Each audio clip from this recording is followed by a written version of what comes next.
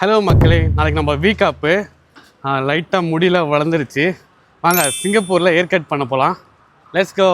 ரொம்ப லேட் ஆகிடுச்சு, night 10 o'clock ஆகுது. நம்ம எங்கே வந்திருக்கோன்னா கிருஷ்ணா சலூன் தான் வந்திருக்கோம். வாங்க இன்றைக்கி இங்கே தான் ஃபஸ்ட் டைம் நான் ட்ரை பண்ணுறேன். எப்படி இருக்கோ பார்க்கலாம்.